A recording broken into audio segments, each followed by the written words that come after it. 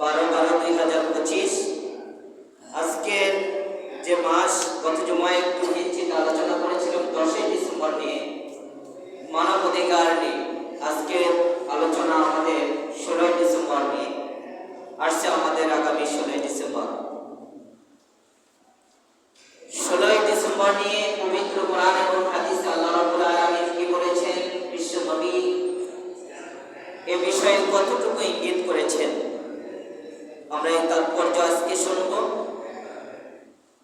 এর আগে আমরা আলোচনা করি যে আমাদের প্রত্যেকটি দিবস এবং প্রত্যেকটি কার্যক্রম যদি আল্লাহ এবং নবীর তরিকায় হয় তাহলে আশা করা যায় আমরা সওয়াব পাবো, ঠিক কি না বলেন?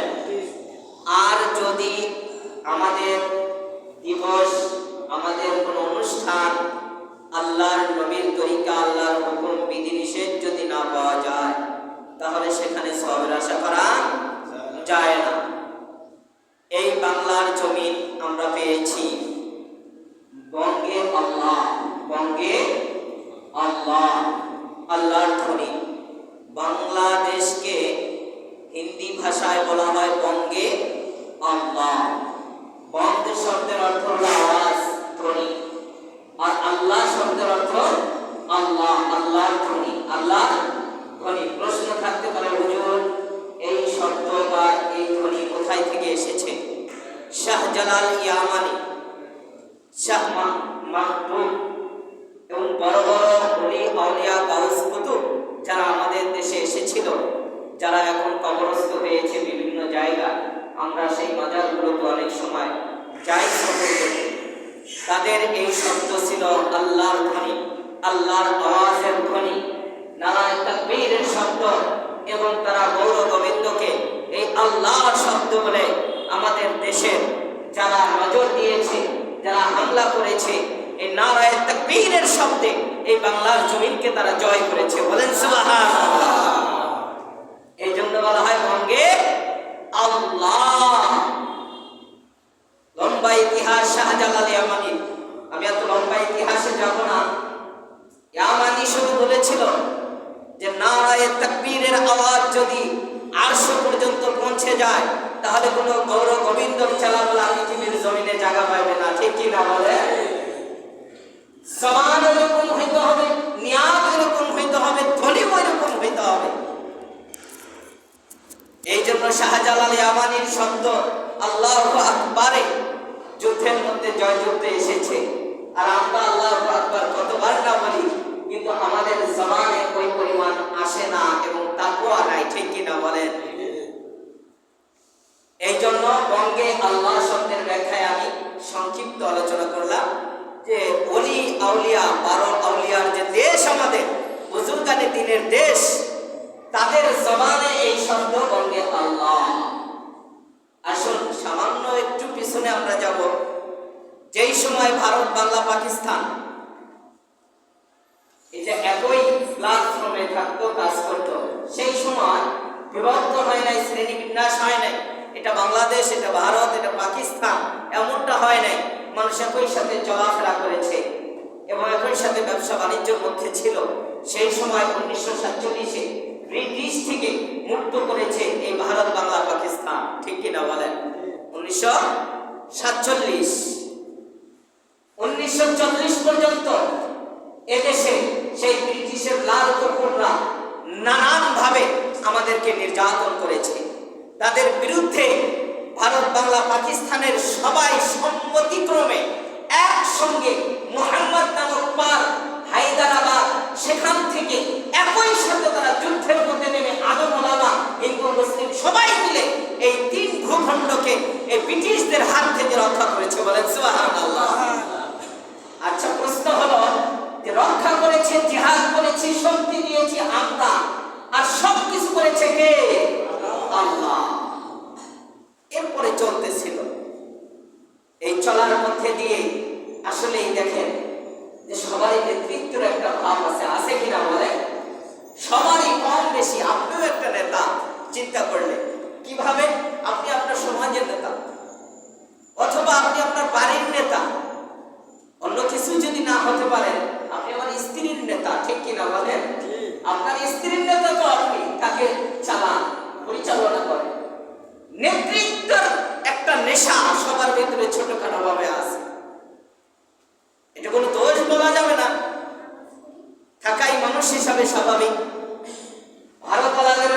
আমাদের এই ভূখণ্ডকে আমরা শাসন করব, বাংলাওয়ালাদের দেশে আমরা শাসন করব আমাদের ভূখণ্ডকে, এরপরে পাকিস্তানের দেশে আমরা শাসন করব আমাদের ভূখণ্ডকে। এক পর্যায়ে শাসন করতে করতে বাংলার মানুষদের উপর চাপিয়ে দিল, আমাদের আইন তোমাদের মানতে হবে, যেহেতু দেশ শাসিত নয় কোনোটাই। সমস্যায় এক বাক্যে 3 দেশ আমরা ব্রিটিশ থেকে ভাগ হয়েছি। এখন পাকিস্তানওয়ালারা চায় বাংলাকে শাসন করতে, বাংলা চায় যে আমাদের দেশের মানুষ আমরা আমাদের মাটিতে করে খাই, আমাদের দেশ আমরা শাসিত করবো, ঠিক কিনা বলে?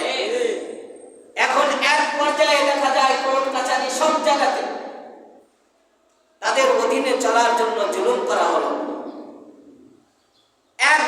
একদল হায়না বাহিনী আমাদের উপর দোষ চাপিয়ে দেওয়া শুরু করলো, নির্যাতন স্টিম রোলার আমাদের উপরে একের পর এক চলতে থাকলো, মা বোনদের উপরে নির্যাতন নিপীড়ন শুরু হয়ে গেল। এই একটি পরিস্থিতির মধ্যে আসলেই বলুন আমাদের উচিত কিনা যে তাদের সাথে যুদ্ধ করা, জিহাদ করা, ঠিক কিনা বলে?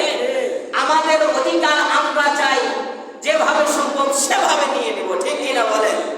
এখন তারা আমাদের উপর নির্যাতন শুরু করলো। কিভাবে? কোর্ট কাছারিতে এখনো আপনারা জমিনের কাগজপত্রের মধ্যে দেখবেন বিভিন্ন সিস্টেমে সেই শব্দগুলোই লেখা আছে, বা সত্যি রেকর্ড, সেই রেকর্ডের মধ্যে এখনো আলোচনা ওইভাবে আছে, খারিজ করা হলো। শব্দগুলো আছে কিনা বলেন? খারিজ করা হলো। এরপরে মামলা মোকদ্দমায় দেখা যায় মুলতবি ঘোষণা করা হলো, আছে কিনা বলেন? এই শব্দগুলো হলো হিন্দি শব্দ, এই শব্দগুলো খারেজ শব্দ, এই শব্দ বাংলা কোনো শব্দ না, খারেজ করা হলো। আপনার জমি কি খারিজ করা হয়েছে কিনা? খারিজ করা হয়েছে কিনা? খারিজ শব্দের অর্থ বের হয়ে আসা। খারিজ শব্দের অর্থ কি? বের হয়ে আসা। মামাজির জমি আমি কিনেছি, আমার হোসেন আহমদ নাম দলিলের মধ্যে আছে, তার নামও সেখানে আছে, এখন দুইজনের মধ্যে থেকে আমার নামে জমি হবে, তার নাম হলো খারিজ। তার নাম কি? খারিজ। এরপরে দেখা যায় মৌজা, কি শব্দ ব্যবহার করা হয় বলে? মৌজা। এরপরে দাগনা, এরপরে হলো পর্চা, কি ব্যবহার করা হয়? পর্চা। এই পর্চা শব্দ এটা বাংলা কোনো শব্দ না, এটা হলো হিন্দি শব্দ। এই জাতীয় অনেক হাজারো শব্দ আমরা বিভিন্ন জায়গায় পেয়ে থাকি, যা ছিল সেই পাকিস্তান পিরিয়ডের শাসনের শব্দ, এখন পর্যন্ত আছে ৬২ রেকর্ডগুলোতে। এরপরে ৮৫ রেকর্ড আরএসপিএস যে খতিয়ানগুলো আছে একের পর এক চেঞ্জ হয়ে আসছে। তাহলে বোঝা যায় তাদের শাসনেই আমাদের চলতে হবে, এমনটাই ছিল তাদের নিয়ম। এই বিষয়ে আমরা আলোচনা করব একটু পরে। পবিত্র কোরআনে আল্লাহ রাব্বুল আলামিন কে বলেছেন এটা আমরা দেখি। আল্লাহ রাব্বুল আলামিন বিশ্বনবীকে দাওয়াতের জন্য প্রেরণ করলেন বিভিন্ন জায়গা। শেষ পর্যন্ত ইতিহাস বিশ্বনবী নিজের দেশ মাতৃভূমি ছেড়ে চলে গেলেন মদিনা, ঠিক কিনা বলেন? কথা বলেন। নিজের দেশ, বাবার দেশ, দাদার দেশ, সবকিছু ছেড়ে চলে গেলেন কোথায়? মদিনা। চেষ্টা করেছেন নানার দেশে তাইবে, সেখানেও মার খেয়েছেন। চিন্তা ভাবনা করলেন এ দেশই ছেড়ে চলে যাব আমার নানার দেশে। কোথায়? নানা যেখানে বসবাস করেছিল। আল্লাহর আদেশ হিজরত, ইতিহাস আসবে সামনে। হিজরতের সময় বিশ্বনবী বের হয়ে গেলেন, যাওয়ার পর পর্যায়ক্রমে আল্লাহর হাবিব মদিনায় পৌঁছলেন। পৌঁছার পর সেখানে রাসূল সাল্লাল্লাহু আলাইহি ওয়াসাল্লাম বসবাস শুরু করলেন। 13 বছর ছিলেন নবুয়ত প্রাপ্ত হওয়ার পর মক্কাতে। এরপরে 10 বছর ছিলেন মদিনাতে। 10 বছর কোথায়? মদিনাতে।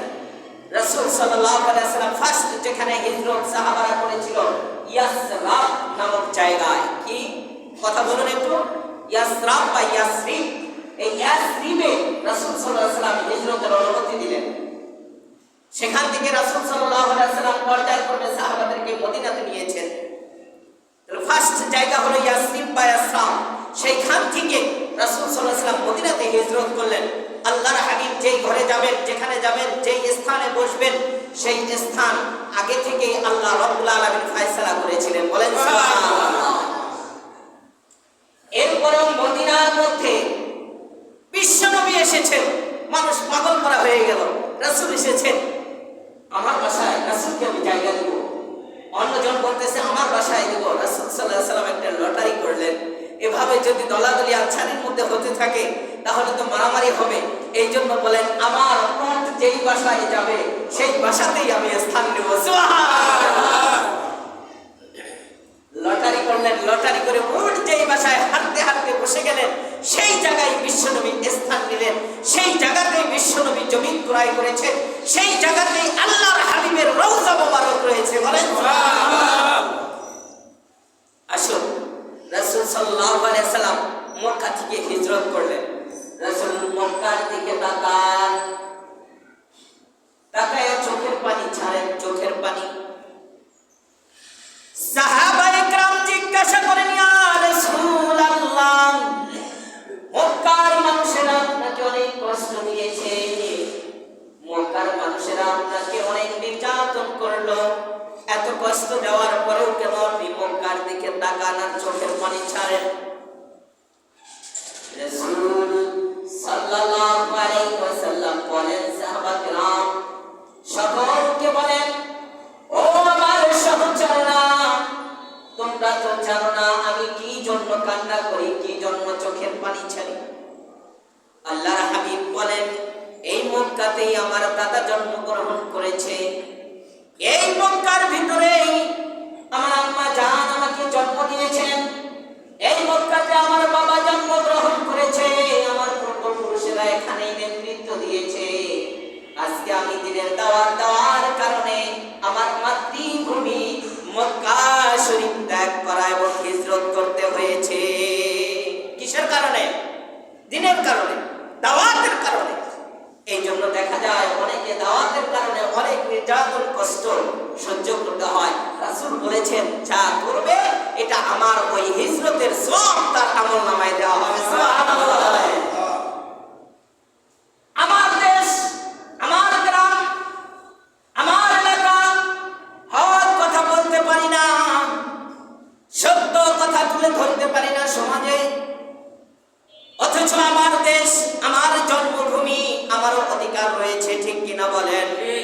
আপনার যদি রাজনীতি করার অধিকার থাকে, আপনার যদি শাসনের অধিকার থাকে, আমারও তো বলার অধিকার রয়েছে। ঠিক কিনা বলেন? আমিও তো এই দেশের নাগরিক, আমারও হক কথা বলার অধিকার রয়েছে। বিশ্বনবী তাই বলেন যে সেই হক কথা তুলে ধরতে গিয়ে আজকে আমার দেশ ত্যাগ করা লাগতেছে। জন্মভূমি, মায়ের ভূমি, বাবার ভূমি ছেড়ে মক্কায় চলে যাচ্ছে, মদিনায় চলে যাচ্ছে। আচ্ছা কষ্ট লাগবে কিনা বলেন? কথা বলেন, লাগবে কিনা? আজকে আমরা যে কোনো ঝগড়া ফাসাতে গেলে বলি এটা আমার নারী কোথা জায়গা। ঠিক কিনা বলেন? এটা আমি স্থানীয় ছেলে, তোর এত বড় সাহস তুই আমাকে চোখ লাগিয়ে কথা বলে কিনা? আমার যুবক ভাইরা বলে যে ওনাকে, ওর সাথে কি করা যাবে না, ঝগড়া করা যাবে কেন? কয় স্থানীয় ছেলে। কি ছেলে? আচ্ছা কথা বলুন, স্থানীয় ছেলে মানে হলো সে ভুল করুক আর মারপিট করুক তাও তার জন্য হালাল। স্থানীয় ছেলে এই জন্য হালাল। এইটা যদি আমরা মুখে মুখে বলতে পারি তাহলে বিশ্বনবীর ভিতরে এটা ছিল কিনা যে আমি স্থানীয় ছেলে হয়ে এরপরে দাওয়াত দিতে পারি না। ঠিক কিনা বলেন? এই ব্যথার সাগর বসে গেছে, আমার দেশ ছেড়ে আমি চলে যাচ্ছি। এই জন্য বারবার তাকায়, চোখের পানি ছাড়ে বিশ্বনবী। সাহাবারা জিজ্ঞাসা করলেন, ইয়া রাসূলুল্লাহ, চোখের পানি কেন ছাড়েন? দেশের মায়া, দেশের ভালোবাসা, দেশের মহব্বতে বিশ্বনবী চোখের পানি ছাড়েন। মুসলমান ভাইয়েরা আমার গভীর মনোযোগ, প্রশ্ন হলো চোখের পানি ছাড়েন কেন? উত্তর হলো দেশের মায়া, মহব্বত, ভালোবাসা, নিজের মাতৃভূমি ছেড়ে চলে যাচ্ছে এই জন্য। কিন্তু এটা আমার ব্যথা নয়, আমাকে দাওয়াতের কাজের মধ্যে কষ্ট দিয়েছে, মারপিট করেছে, আবু জেহেল আমার উপরে নারী ভুঁড়ি উঠিয়ে দিয়েছে। এই জন্য কাঁদি না, এই জন্য কাঁদি না। আমি কাঁদি দিনের দাওয়াত আমার দেশে দিতে পারি নাই, আমার জন্মভূমি ছেড়ে আমি চলে যাচ্ছি দেশের মায়া। কিসের মায়া? দেশের মায়া। কিসের মায়া? দেশের মায়া, দেশের ভালোবাসা। আসুন, রাসূল সাল্লাল্লাহু আলাইহি ওয়াসাল্লাম বলেন, হুব্বুল ওয়াতনি ফি নিসফিল ঈমান। দেশের ভালোবাসা, দেশের মুহাব্বত আর দেশের সম্পদকে রক্ষা করা হলো ঈমানের অংশ। কিসের অংশ? ইমানের অংশ। তাহলে বলুন, এই বাংলাদেশে আমি জন্মগ্রহণ করেছি, এই বাংলাদেশকে ভালোবাসা, এই বাংলাদেশের প্রতি টান, এই বাংলাদেশের প্রতি মায়া, এই বাংলাদেশের সম্পদ রক্ষা করা, এই ভূখণ্ডের সবকিছু হেফাজত করা, এটা আমার ইমানি দায়িত্ব কিনা বলেন? এটা আমার ইমানি দায়িত্ব। দেশের সরকার কে হবে এটা আউট সাবজেক্ট। দেশের প্রধানমন্ত্রী কে হবে এটা কোনো বিষয় না। বিষয় হলো আমি এই দেশের নাগরিক, ঠিক কিনা বলেন? আমার দেশ যদি কেউ কেড়ে নিতে চায়, আমার সামনে এক ফোঁটা রক্ত থাকবে, আমি রুখে দাঁড়াবো। এটা হলো আমার দেশের মহাব্বত। আওয়ামী লীগ, বিএনপি, হেফাজত ইসলাম, জামাত ইসলাম, তালপাখা আর বটগাছ, এটা কোনো সম্পর্ক না। এটা সাময়িক 5 বছরের জন্য, ঠিক কিনা বলেন? কিন্তু বাংলার ভূখণ্ড কি 5 বছরের জন্য না। এদেশে আপনি ছিলেন, আছেন, আপনার দাদা ছিল, তার পরদাদা ছিল, আপনার প্রজন্ম আসবে। যতদিন এদেশে আপনার জন্ম বৃষ্টি সবকিছু থাকবে, ততদিন এই ভূখণ্ড আপনার পরতে পরতে মাটির কোনায় কোনায় আপনার রক্ত মিশ্রিত আছে, ঠিক কিনা বলেন? একের পর এক পর্যায়ক্রমে স্থানে সময়ে সবকিছু চেঞ্জ হয়ে আসছে, কিন্তু আপনার দেশ, আমার দেশ, ভালোবাসার দেশ বাংলাদেশ, এটা আমার দেশ। এই জন্য সুন্দর সুন্দর কবিতা আপনারা পড়েছেন, মোদের গর্ব, মোদের আশা, আমারই বাংলা ভাষা, ঠিক কিনা বলেন? এই ভাষাটা আমার গর্ব, আমার আশা। এরপরে এই বাংলাদেশ আমার মায়ের দেশ, এদেশকে আমি ভালোবাসি, এদেশকে আমি কি ভালোবাসি। এখানে রাজনৈতিক কোনো বিষয় নাই, ভালোবাসার সাথে রাজনৈতিক কোনো বিষয় না, ভালোবাসার সাথে মা বাবা প্রেমিকার কোনো সাবজেক্ট না, ঠিক কিনা বলেন? আপনি যদি ভালোবাসেন মন থেকে আল্লাহর জন্য, যাকে ভালোবাসবেন এর সওয়াব পাবেন। অবৈধ পন্থায় ভালোবাসবেন গুনাহ হবে। ভালোবাসা নিষেধ নয়, বুখারীর হাদিস, ভালোবাসো তুমি যার যতটুকু স্থান সেই অনুযায়ী ভালোবাসো। ইমামকে ভালোবাসবেন, ইমামকে ভালোবাসবেন দিনের স্বার্থে, ঠিক কিনা বলেন? ইমামকে ভালোবাসবেন ইসলামের স্বার্থে। তার পিছনে আপনি আপনার ইহকাল পরকাল সীমাবদ্ধ রয়েছে। আপনি ইন্তেকাল করেছেন, ইমাম সাহেবের প্রয়োজন। আপনার সন্তান জন্মগ্রহণ করেছে, তাও ইমামের প্রয়োজন। এরপরে আবার সন্তান একটু বড় হয়েছে, আকিকা করবেন, তাও ইমামের প্রয়োজন, ঠিক কিনা বলেন? এরপরে সন্তানের নাম রাখবেন, ইমামের প্রয়োজন। সন্তানের বিবাহ করাবেন, সব আদালত শেষ, কালিমাটা ইমামই পড়ায়, ঠিক কিনা বলেন? এরপরে বিবাহ সাথে হয়ে গেল, তালাক হয়ে গেল, তাও ইমাম সাহেবের প্রয়োজন। আবার তালাক হওয়ার পর সমাধা করবেন, তারপরও কাকে প্রয়োজন? ইমামকেই প্রয়োজন। এরপরে আপনার ছেলে ইন্তেকাল করলো, তাও কাকে প্রয়োজন? ইমামকে প্রয়োজন। ইন্তেকালের পর জানাজা করতে হবে, ইমাম প্রয়োজন। মাটি দিতে হবে, ইমাম প্রয়োজন। মাটি সীমাবদ্ধ নয়, মাটির পরেও ইমামকে প্রয়োজন, ঠিক কিনা বলেন? 40, 30, 27, 28, 32 যা করেন সব মিলে আবার ইমাম সাহেবের কাছে আসতে হয়। 1 বছর পর পর হুজুর একটু দোয়া করে দেন, তাহলে মরার পরেও ইমাম প্রয়োজন। মৃত্যু হওয়ার পর হাসর নাসর, তাও ইমাম প্রয়োজন। ইমাম সাহেব আপনি যদি সাক্ষী দেন যে উনি নামাজ পড়েছে, আল্লাহ বলবেন, হাদিস বলবেন, তার বিনা হিসাবে জান্নাত হবে, বলেন সুবহানাল্লাহ। তাহলে ইমামকে ভালোবাসবেন কি জন্য বুঝে আসছে? স্ত্রীকে ভালোবাসবেন, সন্তানকে ভালোবাসবেন, নেতাকে ভালোবাসবেন, প্রত্যেকটার স্কেল আর স্থান রয়েছে। ভালোবাসা নিষেধ নয়। তাহলে আমার দেশকে আমি ভালোবাসবো, এটা আমার ইমানের অংশ, এটা আমার ইমানের দায়িত্ব। এটা সরকারের সাথে কোনো কানেকশন নাই। বেশি থেকে বেশি আমরা এটা করতে পারি যারা এ দেশের জন্য জীবন দিয়েছে, ঠিক কিনা বলেন? কথা বলেন। আপনার বয়স কত? আমার বয়স কত? আমার বয়স 29+। আমি কি জানি যে আমাদের দেশ যখন স্বাধীন হয়েছে কে কে জীবন দিয়েছে? জানি না। কোন পুস্তকে পড়েছি জানি এইটুকু। কিন্তু এখন 30 লক্ষ হোক, 30,000 হোক, অগণিত মানুষ হোক, আমার কথা হলো সেই সময় যারা ইসলামের নিয়াতে দেশকে নিজের মায়া মহব্বতে সেই পাকিস্তানের হায়নাদের থেকে হেফাজত করার জন্য নিজের জীবন দিয়েছে, তারা আল্লাহ রাব্বুল আলামিন তাদের নিয়াতকে, তাদের জীবন দেওয়াকে কবুল করুন, সকলে বলেন আমিন। এবং যারা জীবন দিয়েছে আমরা দোয়া করব আল্লাহ যেন তাদের শহীদি মর্যাদা দান করেন। কি মর্যাদা দান করেন? শহীদ রফিক জব্বার যা আছে সবাইকে মিলে এক বাক্যে বলি, যারা এই দেশকে নিজের মায়া মহব্বত ধরে রাখার জন্য পাকিস্তান থেকে এই দেশকে 71 আপনার স্বাধীনতা ঘোষণা করেছেন, যারা জীবন দিয়েছেন 1971 এই দেশের ভূখণ্ডতে সুজলা সুফলা লাল সবুজে ঘেরা এই পতাকা উড়িয়েছেন। তাদের জন্য আমরা দোয়া করি আল্লাহ যেন তাদেরকে জান্নাত নসিব করে। সকলে বলেন আমিন। এরপরে আসুন, যুগের পর যুগ আসছে, আমাদের এই দেশের পিছনে আবারও একদল মেহনত করেছে, ঠিক কিনা বলেন?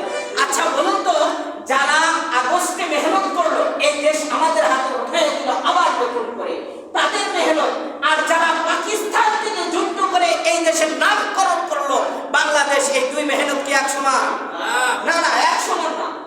একটা হলো রান্না করা খাবার, ভুল ধরা অথবা সুস্বাদু করা, আর একটা হলো রান্না করা। পার্থক্য আছে কিনা বলে?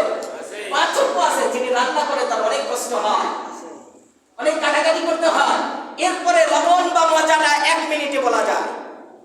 তেমনি ভাবে যারা আগে করেছে তারাও মেহনত করেছে, যারা পরে করতেছে তারাও মেহনত করতেছে। যে সমন্বয়ক ভাইয়েরা আমাদেরকে নতুন করে এই দেশ আবার উঠিয়ে দিল, তারাও জীবন দিয়েছে, ঠিক কিনা বলেন? আমরা ওই সমন্বয়ক ভাইদের জন্য দোয়া করব যারা দিয়েছে। তাদের মধ্যে উল্লেখযোগ্য আমরা সবাই জানি সাইদ মুর্থ, আরো অনেক ভাইরা আছে, অনেকে পঙ্গ হয়ে আছে। আল্লাহ যেন যারা পৃথিবীতে আছে শফা দান করে, যারা চলে গেছেন শহীদ মর্যাদা দেয়। সকলে বলেন আমিন। আমরা এই দেশ সহজে পাই নাই। এই লাল সবুজের পিছনে অনেক ঘটনা রয়েছে, লাল সবুজের পিছনে অনেক ঘটনা রয়েছে। আমি আমার ভাষায় বলি যে আপনি পতাকার দিকে তাকাবেন, তাকানোর পর আপনার একটু বিবেক খাটানোর প্রয়োজন। এখানে লাল কেন? এখানে লাল কেন? আমি আমার জ্ঞান থেকে তাফসীর করি যে রক্তের বিনিময়ে এই বাংলা পেয়েছি, ঠিক কিনা বলেন? তার একটা প্রমাণ হলো লাল। তার একটা প্রমাণ কি? লাল। আর সবুজে ঘেরা আমার এই বাংলার সুজলা সুফলা এবং সোনার মাটি, যা ফসল এখানে বপন করা হয় তাই হয়ে যায়, এই জন্য সবুজে ঘেরা। কিন্তু রক্ত দিয়ে, জীবন দিয়ে এই বাংলাকে আমরা পেয়েছি। এই জন্য ভাই আমরা তাদের জন্য দোয়া করব যারা জীবন দিয়ে আজকে আমাদের সুন্দর একটা ভূখণ্ড বাংলাদেশ নাম করে সুন্দর করে উঠিয়ে দিয়েছে। সেই দেশের মধ্যে আমি আমার স্বাধীনতা নিয়ে, আমি আমার বাক শক্তি নিয়ে, আমি আমার রাজনৈতিক স্বাধীনতা নিয়ে, অর্থনৈতিক স্বাধীনতা নিয়ে, সামাজিক স্বাধীনতা নিয়ে এ দেশের ভিতরে চলাফেরা করি। প্রত্যেকটা মাটির কোণায়, প্রত্যেকটা গাছে, বাসে, বাতাসে, সব জায়গাতে সোনার বাংলা বলে, ঠিক কিনা বলে? এটা আমার গর্ব, এটা আমার কি গর্ব, এটা আমার আনন্দ। আজকে যখন আপনি হজ করতে যাবেন, হজ করার পর দেখবেন সব পতাকার মাঝে আমার বাংলার পতাকা যখন দেখবেন, এই পতাকা দেখার পরে আপনার মনের ভিতরে একটা আনন্দ উদযাপিত হবে, ঠিক কিনা বলেন?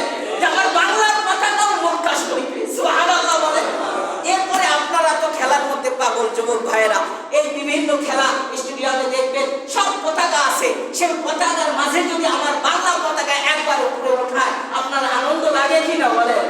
তাহলে বোঝা গেল এই পতাকাই আমার চিহ্ন, পতাকাই আমার সাক্ষী, এই বাংলার ভূখণ্ডকে আমরা জয় করেছি, বলেন সুবহানাল্লাহ। রাসূল সাল্লাল্লাহু আলাইহি ওয়াসাল্লাম মক্কা থেকে মদিনায় হিজরত করেন। বিশ্বনবী চোখের পানি ছাড়েন আর বলেন আমার ভূখণ্ড ছেড়ে আমি চলে যাচ্ছি। নবীজি বলেন মক্কার ভালোবাসা আমার হলো ঈমান, মক্কার ভালোবাসা আমার ঈমানের এক অংশ। তেমনি ভাবে বাংলার ভালোবাসা আর বাংলার মহব্বত, এটা হলো আমার ঈমান এবং ভালোবাসার অংশ।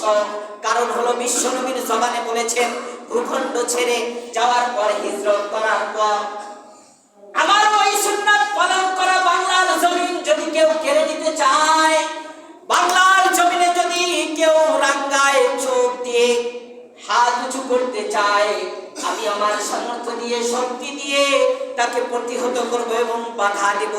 প্রয়োজনে তার ওই কালো হাতটা ভেঙে গুঁড়ো করে দেব, ঠিক কিনা বলেন? এটা হলো মহব্বত। এটা কি? মহব্বত এবং ভালোবাসা। আল্লাহ রাব্বুল আলামিন বিশ্বনবীকে সান্ত্বনা দিয়েছেন। রাসূল সাল্লাল্লাহু আলাইহি ওয়াসাল্লামকে সাহাবারা জিজ্ঞাসা করেন, ইয়া রাসূলুল্লাহ, কখন আমাদের আবার ওই মক্কা পাবো, কখন আমরা ওই বাংলাকে স্বাধীন করতে পাবো? মনের ভিতরে ছিল কিনা বলেন? কখন পাবো, কখন? আপনি এখন একটু ভারতের দিকে তাকান, একটা মুরগি অথবা একটা গরু যদি জবাই করে ট্যাক্স দিতে হয়, ঠিক কিনা বলেন? ইতিহাস থেকে ট্যাক্স দিতে হয়। আপনি কতগুলো গরু আর কতগুলো ব্রয়লার বাজারে জবাই হয়, ট্যাক্স দিচ্ছেন কোনোদিন?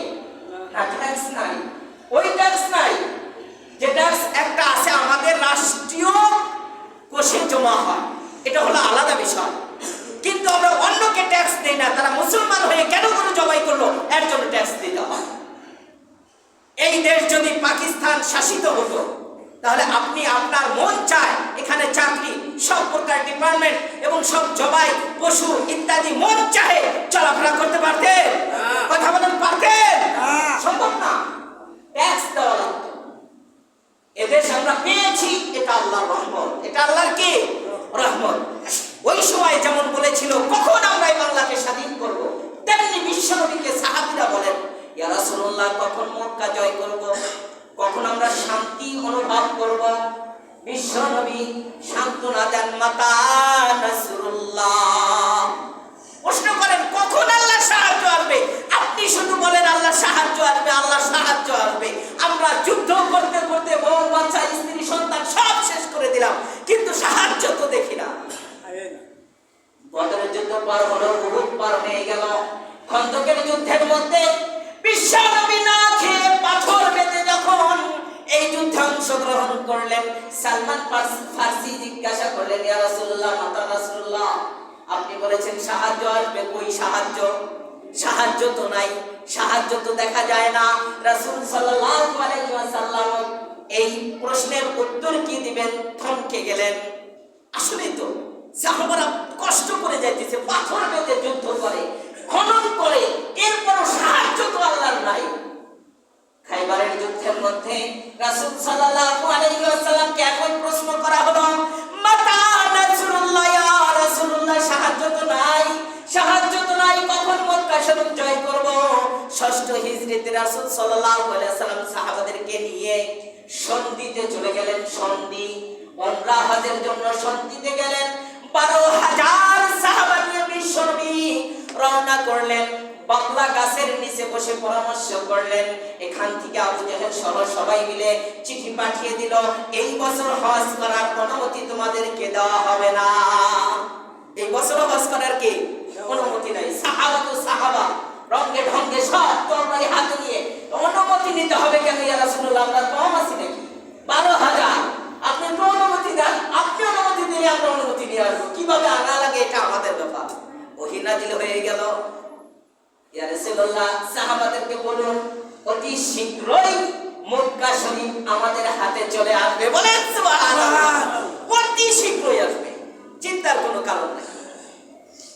আল্লাহ রাব্বুল আলামিন খাইবারের যুদ্ধের সময় রাসূল সাল্লাল্লাহু আলাইহি ওয়াসাল্লামের উপর নাযিল করলেন, ইজা জাআ নাসরুল্লাহি ওয়াল ফাত ওয়া রাআইতান নাসা ইয়াদখুলুনা ফি দীনিল্লাহি আফওয়াজা ফাসাব্বিহ বিহামদি রাব্বিকা ওয়াস্তাগফির ইন্নাহু কানা তাওয়াবা। আল্লাহ রাব্বুল আলামিন সূরাতুল ফাতার মধ্যে বলেন, ইন্না ফাতাহনা লাকা ফাতহাম মুবিনা। আয়াত নাযিল করলেন, সাহাবাদেরকে সান্ত্বনা দিন যে অতি শীঘ্রই আপনার কাবা, আপনার সেই স্থান, মাতৃভূমি, ভূখণ্ড আপনার হাতেই তুলে দেওয়া হবে। সুবহানাল্লাহ বলেন, অতি শীঘ্রই তুলে দেওয়া হবে। সাহাবাদেরকে বলার পর সবাই আনন্দিত। এখন 8 বছর 8 হিজরিতে জানানো হলো, আর 9 হিজরি 10 হিজরিতে মক্কা শরীফ হাতে আসবে, আরো 1 বছর অপেক্ষা। সাহাবারা আর অপেক্ষা করতে পারে না। ইয়া রাসূলুল্লাহ, আল্লাহ তো ঘোষণা করছেন যে অবশ্যই আমাদের হাতে আমরা চলে যাই, এখনো ওহী নাযিল হয় নাই, কোন সময় যেতে হবে, কোন সময় যেতে হবে?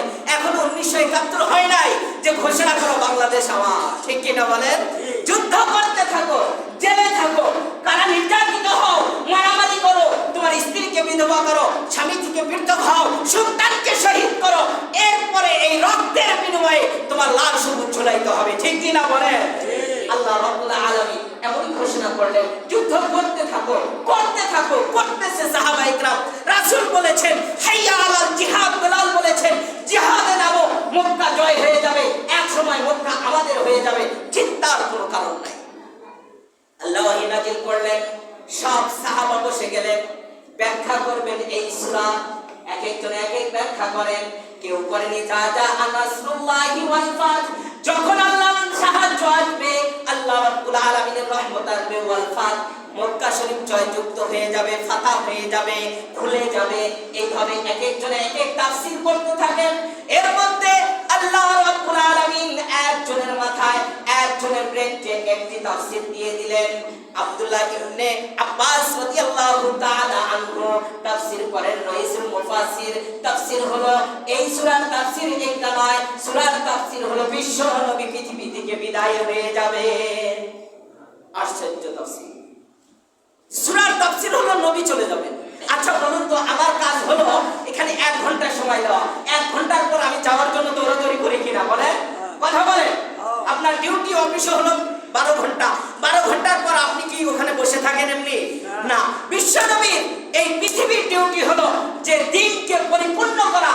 ইন্না দীনা ইনদাল্লাহিল ইসলাম, আল ইয়াউমা আকমালতু লাকুম দীনাকুম, দ্বীন তোমার পূর্ণ হয়েছে, বিশ্বনবীর আর থাকার কোনো প্রয়োজন নাই। ঠিক কি না বলে? এই জন্য এই সূরার মাধ্যমে বোঝালেন, ইয়া রাসূলুল্লাহ, আপনার তো ডিউটি যতটুকু ছিল সময় শেষ হয়েছে। সময় কি হয়েছে? শেষ। ইজাজা আনাসরুল্লাহ, আল্লাহর সাহায্যের অপেক্ষায় ছিলেন, সাহায্য চলে এসেছে। মক্কা শরীফ আপনার জয়যুক্ত হবে। আপনি দেখতে পাবেন হাজার হাজার লক্ষ লক্ষ মানুষ দলে দলে ইসলামের মধ্যে জয়যুক্ত হয়ে যাবে, প্রবেশ করবে। ওয়ালা আইতান নাস ইয়াদখুলুনা ফি দীনিল্লাহি আফওয়াজা, ফৌজে ফৌজে দলে দলে মানুষ শুধু আসবে, ইসলামের মধ্যে প্রবেশ করবে। আপনার তো আর থাকার প্রয়োজন নাই, আছে না। এখন যেহেতু শেষ সময়, আপনার মাত্র 4টা কাজ করতে হবে। কয়টা কাজ? কথা বলেন, কয়টা কাজ? মক্কা শরীফ আপনার হাতে উঠায় দেওয়ার পর আল্লাহ বলেন 4টা কাজ করতে হবে। কয়টা কাজ? এই বাংলার জমিনকে আমাদের এই 1947-এ ব্রিটিশ থেকে রক্ষা করেছে। এরপরে আবার 71-এ আমরা পাকিস্তানের হায়ানা এক দল বাহিনী থেকে হেফাজত করেছে। আল্লাহ রাব্বুল আলামিন 4টা কাজ দিয়েছেন। কয়টা কাজ? কথা বলেন, কয়টা? সামনে নির্বাচন, একটু জোরে বললেই তো হয়। কয়টা? 4টা। আপনারা তো ঘোষিত হয়েছেন নির্বাচনে, এই জন্য অবশ্যই একটু জোরে বলা। কয়টা কাজ করতে হবে? 1 নম্বরে হলো এই দিন 16ই ডিসেম্বর হোক বা 26শে মার্চ, যেই দিন হোক, অনুষ্ঠানের দিন নর্তকীদেরকে নিয়ে আসবো, বিশাল বড় বড় ঢোল নিব, ঢোল নিয়ে সেখানে ফুল দিব, মরা মানুষকে দিয়ে আর ঢোল বাজাইতে থাকবো। ঠিক কি না? এই কাজ করবো। রূহের জগতে যাবে এবং কবরের ভিতরে যাবে, ইসালে সোয়াব, ঢোলের বাড়ি। কিসের বাড়ি? ঢোলের বাড়ি। এটা করা যাবে? মা বোনদেরকে সেই শালুক কাপড় পরিয়ে পরিয়ে বিভিন্ন জায়গায় ঘুরাবো আর নাচাবো, এই কাজ করা যাবে না। এরপরে আপনি ফুল পরানোর সময় সিজদা করে ফুল পরায় দিবেন, এই কাজ করা যাবে না। আল্লাহ রাব্বুল আলামিন পরিষ্কার বলেছেন, রাসূল সাল্লাল্লাহু আলাইহি সাল্লামকে ঘোষণা করেছেন, আপনাকে এত যুদ্ধ জিহাদের পর ভূখণ্ড উঠিয়ে দিলাম, তাহলে আপনি আমার শুকরিয়া আদায় করুন। বলেন না সুবহানাল্লাহ। কি করতে বলেছেন? শুকরিয়া। ফাসাব্বিহ, 1 নাম্বার কাজ ফাসাব্বিহ, আমার তাসবিহাত গুলো আদায় করুন। আল্লাহর দেওয়া নিয়ামত, আল্লাহ রাব্বুল আলামিন যে নিয়ামত গুলো দিয়েছেন, আদেশগুলো করেছেন, তাসবিহাত, নামাজ, রোজা, হজ, যাকাত ইত্যাদি, এসব কিছু আপনি আদায় করতে থাকুন, প্রশংসা করুন। 2 নাম্বার, কার প্রশংসা হবে? কথা বলেন, কার? আরো বলেন, কার? আল্লাহ। এরপরে আসবে মানুষের। এরপরে কি? মানুষের। যে সাহাবারা, এটা তো আল্লাহই করেছেন। প্রথম প্রশংসা হলো কার? আল্লাহর। এরপরে হয়তো সমন্বয়কদের শুকরিয়া আদায় করতে পারেন এবং যারা এদেশের জন্য শুরুতে জীবন দিয়েছেন তাদের আদায় করতে পারেন, অথবা নিজের জীবন দিয়ে ঘোষণা করেছেন। যে নেতারা ছিল, যেই প্রধানমন্ত্রীরা ছিল, যেই মেজর ছিল, তাদের শুকরিয়া আদায় করতে পারেন। কিন্তু ফার্স্ট শুকরিয়া কার? আল্লাহ। একজনে কি এই দেশকে স্বাধীন করেছে? কথা বলেন, একজনে করে নাই। আমি হয়তো ভাষণ দিয়েছি, আরেকজন একটু কষণ দিয়েছে। ঠিক কিনা বলেন? একজনের ভাষণ, আরেকজনের কষণ, আরেকজনের শাসন, এইভাবে দেশ পেয়েছি। একজনেই বলেছে আর হয়ে গেছে এমন না। সমস্যা সবারই মেহনত এ দেশের মধ্যে আছে। আছে কিনা বলেন? আচ্ছা, জিয়াউর রহমানের মেহনত এ দেশের মধ্যে নাই? কথা বলেন, আছে কিনা? দলীয় কথা বলতেছি না, আছে কিনা? আছে। যার যেখানে যতটুকু প্রয়োজন ততটুকুই সবাই মিলে আমাদের এই বাংলাদেশকে উপহার দিয়েছে, আমরা বাংলা পেয়েছি। এই জন্য ফার্স্ট শুকরিয়া আল্লাহ বলেছেন, আমার জবান না, এটা আল্লাহ। ফাসাব্বি, এই সূরা তো সহজ সূরা, আমরা জানি কিনা বলেন? ফাসাব্বি এক নম্বর হলো তাসবিহাত আদায় করা, দুই নম্বরে আল্লাহ রাব্বুল আলামিনের বিহামদি, আমার হামদ প্রশংসা আদায় করো। আমার হামদ প্রশংসা মানে হলো আল্লাহ তুমি আমার এই দেশকে দিয়েছো, কত সুন্দর, আলহামদুলিল্লাহ বলেন না সুবহানাল্লাহ। এরপরে যারা জীবন দিয়েছে আল্লাহ তাদের গুনাহগুলো মাফ করে দাও, তাদের শহীদ মর্যাদা দাও, এভাবে বলা। তিন নম্বরে রাসূল সাল্লাল্লাহু আলাইহি সাল্লামকে বলেন ওয়াস্তাগফির। আপনি যখন সাহাবাদেরকে নিয়ে কাফেরদের বিরুদ্ধে যুদ্ধ করেছেন, এই যুদ্ধের মধ্যে অনেক সময় হতে পারে ব্যতিক্রমে আপনার তীরটা মুসলমানের গায়ে লেগেছে, ঠিক কিনা বলেন? লাগতে পারে কিনা বলেন? এখন যুদ্ধের মধ্যে কে কাকে লাগায় হঠাৎ করে ব্যতিক্রমে লাগতে পারে। আমাদেরও এই দেশ যখন স্বাধীন হয়েছে তখন তো নির্দোষ মানুষের গায়ে একটা তীর লাগতে পারে, পারে কিনা বলেন? একটা ইটা লাগতে পারে, একটা বোম লাগতে পারে। এই জন্য আল্লাহ রাব্বুল আলামিন বলেছেন ওয়া জানতে এই কাজটা তোমার দ্বারা হতে পারে, এই জন্য ওয়াস্তাগফির, ইস্তেগফার করুন। এটি কি করুন? ইস্তেগফার করুন। এখন বলুন, নবীর কি ইস্তেগফার, নবীর কোনো গুনাহ আছে? কথা বলেন, গুনাহ আছে? না, মাসুম নবী, তাকে ইস্তেগফারের কথা বলা হয়েছে ওয়াস্তাগফির। এখানে ইস্তেগফার দ্বারা উদ্দেশ্য আল্লাহর নবীর কোনো ভুল নাই, আল্লাহর নবীর কোনো গুনাহ নাই। এরপরেও শিক্ষার জন্য বলেছেন যে সাহাবীদেরকে আপনি বলুন তারা যেন ইস্তেগফার করে, আর আপনি যদি ইস্তেগফার করেন তাহলে আপনার মর্যাদাকে ডাবল করে দেওয়া হবে। বলেন সুবহানাল্লাহ। আসল তিন নম্বরে, চার নম্বরে আয়াতের শেষে আল্লাহ রাব্বুল আলামিন বলেন ইন্নাহু কানা তাওয়াবা। একটু তওবা করুন, একটু কি করুন? তওবা করুন। সাহাবাদেরকে বলুন তারা ওয়াজাবতে যদি এমন কিছু করে থাকে একটু যেন তওবা করে, আর তওবা করলে আল্লাহ রাব্বুল আলামিন বলেন যে আমি সব কিছু মাফ করে দিয়ে এ দেশ আপনার হাতে উঠায় দেব, এ দেশ আপনি পরিচালনা করবেন, আর এ দেশ স্বাধীন করতে গিয়ে যদি আপনার ছোটখাটো ভুল হয়ে থাকে সেই ভুলটাও আমি মাফ করে দিলাম। বলেন না সুবহানাল্লাহ। রাসূল সাল্লাল্লাহু আলাইহি ওয়াসাল্লাম মক্কা শরীফে পৌঁছে গেলেন, সাহাবা নিয়ে 10,000, কয় হাজার? কথা বলতে হবে, কয় হাজার? এই সংখ্যা মনে রাখা আপনার জন্য সুন্নাত। আপনি শুধু বলেন 30,000 মা বোনের বিনিময়ে পেয়েছি এই বাংলা, এটা মুখস্থ করতে পারেন, আর 10,000 মক্কা পেয়েছেন, এটা তো মুখস্থ রাখা দরকার ছিল কিনা বলেন? 10,000 সাহাবা নিয়ে 10,000 ওই রকম যুদ্ধ করতে পারে বীর পুরুষ 10,000 সাহাবা নিয়ে বিশ্বনবী মক্কায় উপস্থিত হলেন। ওসমান গনি সহ সবাই মিলে ওসমান রাদিয়াল্লাহু তাআলা আনহুকে সবাই মানতেন, এজন্য ওসমানকে রাষ্ট্রদূত হিসাবে প্রেরণ করা হলো। আরবিতে বলা হয় মুকাদ্দামাতুল জাইশ, এই জাইশ হিসাবে প্রেরণ করা হলো যে তুমি খবরটা নিয়ে আসো, কি অবস্থা। খবর নেওয়ার জন্য চলে আসছে, আসার পর দেখেন যে তারাও প্রস্তুতি নিয়েছে। ওসমান বলেছে আজকে কোনো সুযোগ নাই, কারণটা হলো রাসূল সাল্লাল্লাহু আলাইহি ওয়াসাল্লাম নিজে সেনা প্রধান হয়ে আজকে যুদ্ধে আসতেছেন এবং 10,000 সৈন্যবাহিনী নিয়ে আসতেছেন। তোমরা যদি চাও তাহলে তোমরা আত্মসমর্পণ করো, তাহলে তোমাদের হেফাজত করা হবে, আর না চাইলে বিশ্বনবী নিজে তরবারি হাতে নিয়ে আজকে যুদ্ধ করবেন, তোমাদের আজকে বাঁচার কোনো উপায় নাই। এই কথা অনেকে শোনার পর চিন্তা করলো ওসমান তো ভালো মানুষ, ওসমান বলেছে নিশ্চয়ই সঠিক, তো আমরা আত্মসমর্পণ করি, সুতরাং আমাদেরকে বিশ্বনবী কিছু করবেন না। যার যার ঘরের ভিতরে, রুমের ভিতরে সবাই চলে গেল। এর মধ্যে দুই একটা ঘাড়দারা থাকে কিনা বলেন? একজন হইলেও তো থাকে। এই খাত্তার নামক একজন ঘাড়দারা, এ হলো জটিল ঘাড়দারা, বলতেছে আমি বিশ্বনবীর সাথে লড়বো, যুদ্ধ করবো। আল্লাহর হাবিবকে ওহী নাযিল করলেন, জিবরাইল একজন ঘাড়দারা হয়েছে, তার ঘাড়টা সোজা করে দেন। বলেন না সুবহানাল্লাহ। এখন খাত্তাল দেখেন বিশ্বনবীর চেহারার যে অবস্থা, কঠিন অবস্থা, এই দেখে ভয়ে কাবা শরীফের গিলাফটা ধরে কান্না শুরু করছে, আল্লাহ তুমি আমাকে হেফাজত করো, আমি আর তোমার নবীর উপরে আঘাত করব না। জিবরাইল নাযিল হয়েছে, 1 সেকেন্ড সময় দেওয়া হবে না, তাকে আপনি হত্যা করুন। সুবহানাল্লাহ বলেন। সাথে সাথে বিশ্বনবী কি করলেন? হত্যা করলেন। হত্যা করার পর তরবারির উপরে উঠিয়ে সাহাবায়ে কেরাম আশ্চর্য হলেন, কাবা শরীফের গিলাফ ধরেছে, এরপরে বিশ্বনবী হত্যা করলেন। কারণটা কি? কয় এটা আসল কারণ না, জিবরাইল বলেছেন তাকে হত্যা করতে, এই জন্য হত্যা করেছি। এছাড়া যে যেখানে গিয়েছো আল্লাহর হাবিব ঘোষণা করলেন লা তাসরিব আলাইকুমুল ইয়াউম, আজ দিন যারা তোমরা আত্মসমর্পণ করবে আর তোমরা মেনে নিবে, আমি তোমাদেরকে সাধারণ ক্ষমা, সাধারণ মাফ ঘোষণা করে দিলাম। বলেন সুবহানাল্লাহ। আচ্ছা বলুন, যাদেরকে আল্লাহ নবী মাফের ঘোষণা করলেন তারা কি বিশ্বনবীকে কষ্ট দেয় নাই? হ্যাঁ, কষ্ট দিয়েছে। এরপরেও রাহমাতাল লিল আলামিন, এই জন্য বললেন তোমরা যেহেতু ঘরের ভিতরে আত্মগোপন করেছো, তা আমি তোমাদেরকে সাধারণ ক্ষমা ঘোষণা করব, তোমরা সবাই বেরিয়ে আসো। একের পর এক সবাই বেরিয়ে আসলো। আসার পর বিশ্বনবী সবাইকে দিয়ে বললেন, আমার নাম হলো মুহাম্মদ, আল্লাহ আমাকে রহমত হিসাবে প্রেরণ করেছে, তোমরা যে যা করেছো সব কিছু আমার জবান থেকে বলে দিলাম, আজকে মাফ করে দেওয়া হলো। বলেন সাহাবায়ে কেরাম সহ এবং যারা কাফেররা ছিল সবাই আনন্দের চিত্তে প্রশ্ন করলেন, ইয়া রাসূলুল্লাহ, আমরা যে আপনার দেশে থাকবো কিভাবে থাকতে হবে?